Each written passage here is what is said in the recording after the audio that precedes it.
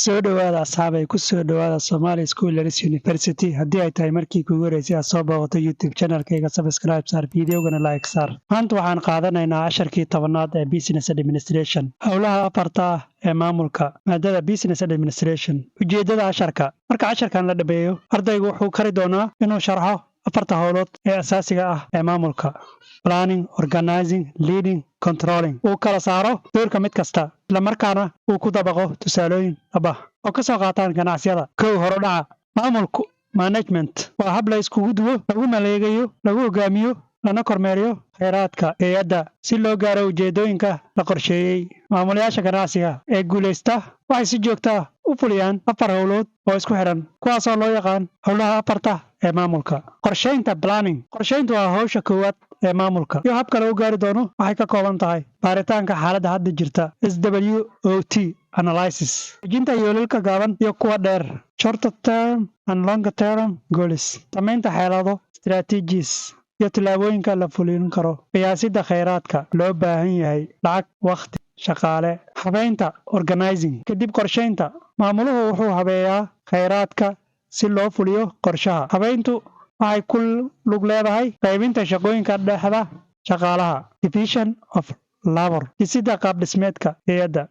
organizational structure go'aaminta cidda u hoggaansami doonta cidda chain of command isku duwidda kheyraadka maaliyadeed farsamada iyo bani'aadamnimo hogaamiyaha leading hogaaminta waa howsha ku saabsan dhiirigelinta isgaarsiinta iyo hagidda shaqaalaha si ay ula shaqeeyaan ujeedooyinka hay'adda hogaamiye wanaagsan wuxuu dhiirigeliyaa shaqaalaha motivation isgaarsiiyaa si cad oo hufan xalliyaa khilaafaadka dhexda kooxaha u noqdaa tusaale wanaagsan leadership by example kormeerka controlling kormeerku waa howsha ugu dambaysa waxaana lagu ogaadaa in shaqadu u socoto sida loo qorsheeyey iyo in kale waxay ka kooban tahay dejinta xeerar standards lagu qiimeeyo waxqabadka kormeerka waxqabadka dhabta ah isbarbardhigga natiijooyinka la qorsheeyey iyo kuwa dhabta ah sixitaanka cillado haddii ay jiraan corrective action tusaale dhab ah tusaale shirkad yar oo alaab dhoofisa ayaa marka hore qorsheysa planning inay kordhiso iibka sanadka soo socda 20% kadibna waxay habaysaa organizing qaybaha iibka iyo maareynta maamulaha qaybtu wuxuu hogaamiyaa leading kooxdiisa si loo gaaro yoolka ugu dambeyntii waxaa la kormeeraa controlling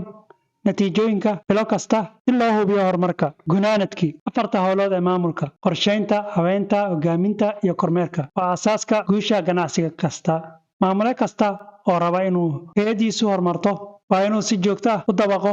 afartan howlood si isku xidhan su'aalo dib u eegis